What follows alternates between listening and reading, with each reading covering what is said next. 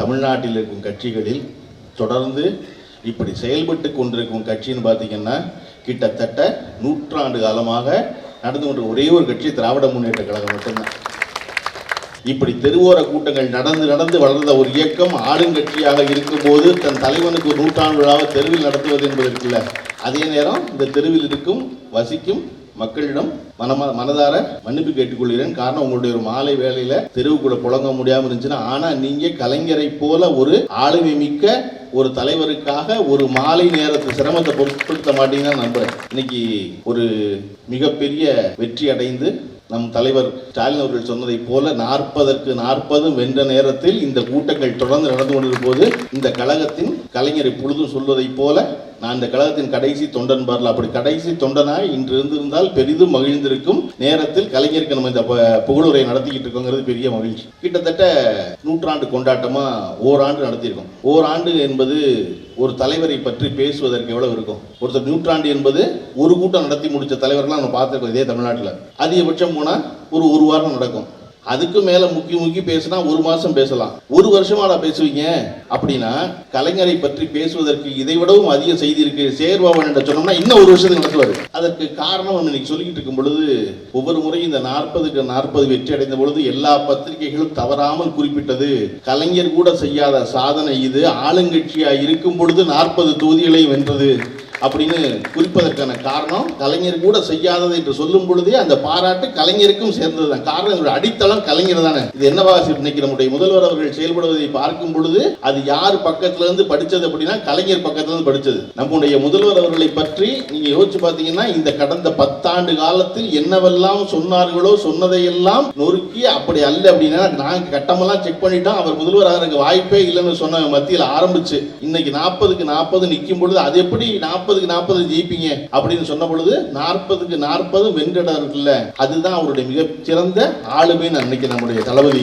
ஸ்டாலினுடைய ஆளுமை. நம்ம அதிலும் குறிப்பாக பாரதிய ஜனதா கட்சியும் அண்ணா திராவிட முன்னேற்ற கழகமும் தொடர்ச்சியாக தேர்தல் பரப்புரையில் ஈடுபடும் போது நம்முடைய கழகத்து பேச்சாளர்கள், தலைவர்கள், அமைச்சர்கள் எல்லோரும் எல்லா கூட்டங்களையும் சொன்னது நாங்க வெல்றோம், 2வது இடம் எது 3வது இடம் எதுதான் போட்டி, அதனால முதலிடம் போட்டி இல்லைன்னு சொன்னது போலவே முடிவுகள் வெளியானது. முடிவுகள் வெளியான நாள்ல இருந்து இந்த ஒரு வாரமா என்ன பேச்சு நடக்குதுன்னா நான் தான் 2வது, நான் தான் 3வது, நான் 8வது பாஸ், நீ 10வது ஃபெயிலுங்கிற சண்டை தான் நடந்துட்டு இருக்க ஒழிய பக்கத்துல ஒரு டாக்டரேட் வாங்கின ஒரு ஆள் இருக்காருன்னா அதை பேசவே மாட்டேங்கிறீங்கன்னு சொல்ல வேண்டிய கட்டாயத்தில் இருக்க. நம்ம இதுல ரொம்ப சிறப்பு என்னன்னா கோயம்புத்தூர்ல 490 வாக்குச்சாவடியில பாரதிய ஜனதா கட்சியினுடைய தலைவர் அண்ணாமலை அவர்கள் கூடுதல் வாக்கு பெற்றிருக்கிறார் அப்படின்னு ஒரு புள்ளிவரம் எடுத்து கொடுத்தாங்க. 490 வாக்குச்சாவடி கேட்கும் போது பெருசா தோணும் 490 வாக்குச்சாவடி. ஆனா கோயம்புத்தூர்ல மொத்த வாக்குச்சாவடி எவ்வளவு பார்க்கணும்ல, கோயம்புத்தூர்ல மொத்த வாக்குச்சாவடி எவ்வளவுன்னா 2021 வாக்குச்சாவடி. 2021 வாக்குச்சாவடியில் ஒருத்தர் 490 வாங்கியிருக்காரு. மிச்சம் இருக்க 1700 வாக்குச்சாவடியில் யாரா முன்னிலையில் இருக்கா அப்படின்னா திராவிட முன்னேற்ற கழகம் முன்னிலையில் இருக்கு. சரி, நீங்க வாங்க 490 முன்னிலை எவ்வளவு அப்படின்னா எல்லாத்துலயும் 8, 6, 3, 12, 13 முன்னிலையில் இருக்கு. இந்த பக்கம் 1600 எவ்வளவு முன்னிலையில் இருக்குன்னா ஒன்னொன்னுலயும் 160, 180, 200, 230 முன்னிலையில் இருக்கு. அப்ப அவரவருக்கு தேவையான சௌகரியங்களை எண்ணிக்கொண்டிருக்கும் பொழுது திமுகவுடைய ஐடிவிங் ஒரு லிஸ்ட் எடுத்து போட்டுச்சு. என்ன அப்படின்னா இந்த சட்டமன்ற தொகுதி வாரியாக இந்த தேர்தலை அணுகினால் இன்னைக்கு திராவிட முன்னேற்ற கழகத்தினுடைய கூட்டணி வெல்ல போற தொகுதி என்பது 221 தொகுதி, 234 தொகுதியில் 221 என்ற கணக்கு எது அப்படின்னா உங்களுக்கு ஞாபகப்படுத்துறேன். அதுவும் கலைஞர் செய்ததுதான். 1996ல கலைஞரும் தமிழ் மாநில காங்கிரஸோட கூட்டணி வைத்து வென்ற தொகுதிகள் தமிழ்நாட்டில் அந்த கூட்டணி வென்ற தொகுதி 221 தொகுதி. அப்ப இன்றைக்கு நம்முடைய தலைவர் ஸ்டாலின் அவர்களுடைய வளர்ச்சி திட்டங்களின் காரணமாக பெண்களின் ஏகோபித்த பாராட்டை பெற்றதனால் அவர்களுக்கான தொடர்ந்து அவர்களுடைய முன்னேற்றத்தை பற்றி ஒரு முதல்வரும் தலைவருமாய் சிந்தித்ததனால் இப்படி ஒரு பெருவாரியான வாக்கு வாங்கி இவ்வளவு பெரிய வெற்றியை பெற்று அதை நம்முடைய தலைவர் முதல் நாளில் சொன்னதை போல இதை கலைஞரின் 100 ஆண்டு விழாவினுடைய வெற்றி செய்தியாக நாங்கள் அறிவிப்போம்னு தேர்தல் அறிவிச்சு அன்னைக்கு சொன்னார். இன்னைக்கு நம்ம அண்ணன் சேகர் பாபு போல தொடர்ச்சியாக அனைத்து கழக உடன்களும் தமிழகம் எங்கும் இந்த 100 ஆண்டு விழா கூட்டங்களை நடத்தி கொண்டிருக்கிறார்கள். அதுல நான் முதல்ல சொன்ன மாதிரி ஒரு தலைவரை பற்றி பேசுவதற்கு 1 வருஷம் முழுக்க என்ன செய்தி இருக்க முடியும் அப்படின்னா நான் வந்து எப்பொழுதும் நான் பிறப்பால வந்து ஒரு கிறிஸ்தவன் இல்லை. ஆனா ஒரு கிறிஸ்தவ கூட்டத்துக்கு பேச போறோம் அப்படின்னா ஒரு கிறிஸ்தவ கூட்டத்துல அந்த மதத்தை பற்றி அந்த தீவிரமா தெரியாத என்ன பேச முடியும் அப்படின்னா, பேச போறதுக்கு முன்னாடி பைபிள் எடுத்தோம்னா அந்த பைபிள்ல ஒரு பக்கம் படிச்சோம்னா அன்னைக்கு பேசிடலாம். அப்படி எத்தனை கூட்டத்துக்கு போனாலும் பைபிள் எடுத்து படிச்சோம்னா அந்த கூட்டத்தில் பேசலாம். கிறிஸ்தவ கூட்டத்தில் மாதிரி கலைஞரை பற்றி பேச போவதற்கு எந்த கூட்டமாக இருந்தாலும் நீங்க வந்து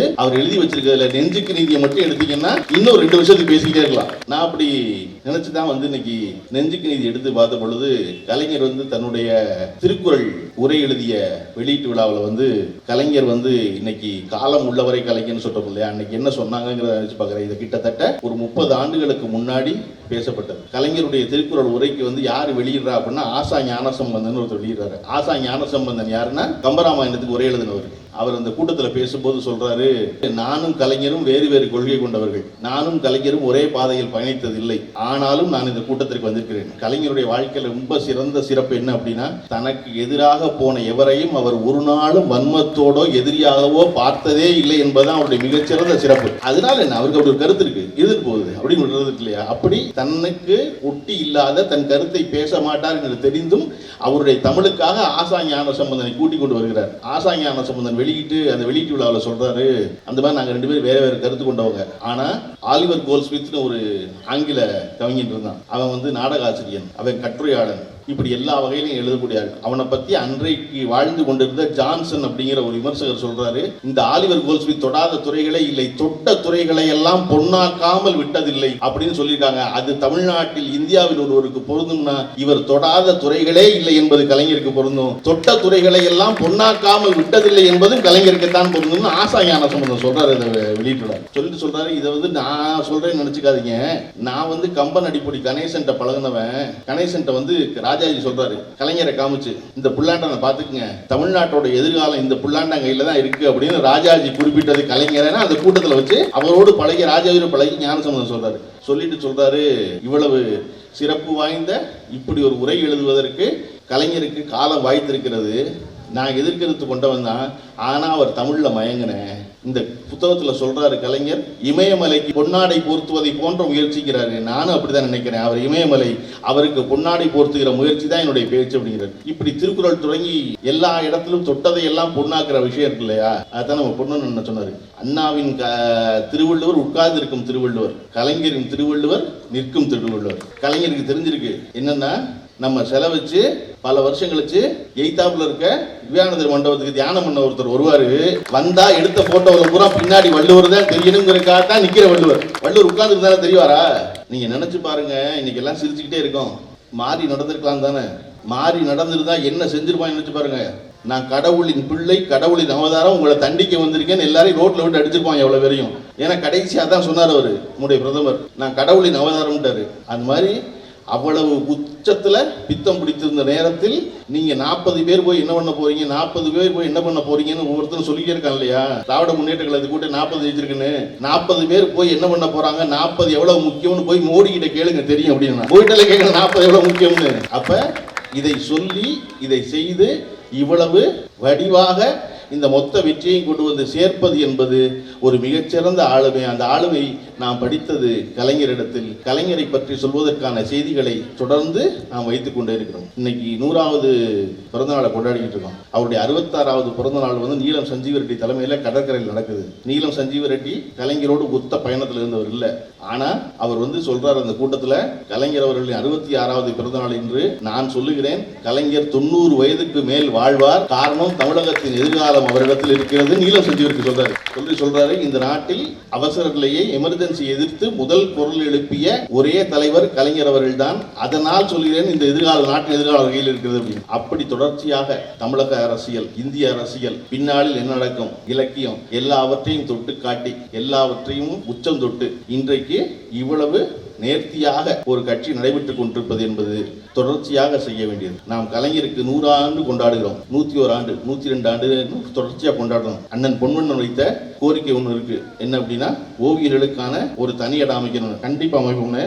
எங்க தெரியுமா, அந்த கடலுக்குள்ள ஒரு பேனா வைக்க போறோம் பாருங்க, அந்த பேனாவுக்கு கீழே பேஸ்மெண்ட்ல அவ்வளவு பெரிய இடம் இருக்கும். அதுல ஓவியருக்கு, சிற்ப கலைஞர்களுக்கு, கதை எழுதுறவங்க, கவிதை எழுதுறவங்களுக்கு அவ்வளவு பேருக்கு பண்ண முடியும். ஒரு தலைவனுக்கு பேனா அடையாளமாக ஆவது என்பது எவ்வளவு பெரிய வரலாற்று சிறப்பு நினைச்சு பாருங்க. ஒவ்வொருத்தரும் அடையாளம் இருக்குல்ல, ஒரு தலைவனை நினைத்து பார்க்கும் பொழுது பேனாவோடு சேர்த்து அவர் நினைவு கொள்வோம் என்பது அவ்வளவு பெரிய சிறப்பு. அந்த சிறப்புக்கு என்னன்னா இத்தனை சிறப்பு கொண்டு அவரை நாம் கொண்டாடுவதற்கு மற்றொரு முக்கிய காரணம், அதே ஆசா ஞானசம்பந்தர் சொல்றாரு, இன்னைக்கு நம்ம கருத்தால மாறி மாறி இருக்கலாம், ஒருத்தரை பிடிச்சிக்கலாம், பிடிக்காம போகலாம். ஆனா இந்த வரலாறு என்பது 50 ஆண்டு காலம் கழித்து எழுதப்படும். 1996 சொல்றாரு, 50 ஆண்டு காலம் கழித்து எழுதப்படும். 50 ஆண்டு காலம் கழித்து எழுதப்படும் பொழுது இந்தியாவின் முக்கியமான அறிவாளிகள் 10 பேரில் ஒருவராக கலைஞர் குறிக்கப்படுவார். நான் இறந்து போவேன், என்னுடன் இருப்பவர்கள் எல்லோரும் இறந்து போவார்கள், கலைஞரும் இறந்து போவார். 100 ஆண்டு காலம் கழித்து வரலாறு எழுதும் பொழுது இப்படி ஒரு மனிதன் இருந்தானா என்று எண்ணி வியக்கு வண்ணத்தில் கலைஞர் முதலிடத்தில் நிற்பார்னு ஆசா ஞானசம்பந்தர் 1996 சொல்றாரு. அப்ப இன்னைக்கு நாம் கலைஞரிடம் படிக்க வேண்டிய பாடத்தில் முக்கியமான பாடம் என்ன அப்படின்னா, உலகத்தில் காந்தி, பெரியார், கலைஞர் இவர்கள் மூவர் தான் தன் வாழ்நாளில் நிகழ்ந்தவற்றை எல்லாம் எழுதி வைத்து விட்டு போனவர்கள். பின்னாளில் வரும் பொழுது அவர்கள் வாழ்வில் நடந்த ஒவ்வொன்றையும் அறிந்து கொள்வதற்கு எழுதி வச்சு போறாங்க. இன்னைக்கு கலைஞரோடு மிக சொற்ப காலமே பாக்கியராஜ் அவர்கள் ரொம்ப நெருக்கமாக பழகியிருக்காங்க. நான் மிக சொற்ப காலமே பழகிய நான் கலைஞரை பற்றி இத்தனை அளவு பேச முடிகிறது என்பது கலைஞர் தன்னை பற்றி, தன் வாழ்நாளில் நடந்தவற்றை பற்றி, தனக்கு நிகழ்ந்த துரோகத்தை பற்றி, நான் அடைந்த மகிழ்ச்சியை பற்றி எல்லாவற்றையும் பதிவு செய்து விட்டு போனது. அந்த பதிவுகளை எல்லாம் போற்றி பாதுகாக்க வேண்டிய அவசியத்தை தான் பொன்னுனர் சொல்லிக் கொண்டே இருந்தார். அந்த கடமை நமக்கு இருக்கிறது. அது பாதுகாக்கப்படும் பொழுது கலைஞரை இன்னும் ஒரு நூற்றாண்டுக்கு கொண்டாடுவதற்கான வாய்ப்பு அமையும். அந்த வாய்ப்பில் ஒரு சிறு பங்கு எனக்கும் அமையும் என்று நம்பி வாய்ப்புக்கு நன்றி சொல்லி விடைபெறுகிறேன். நன்றி, வணக்கம்.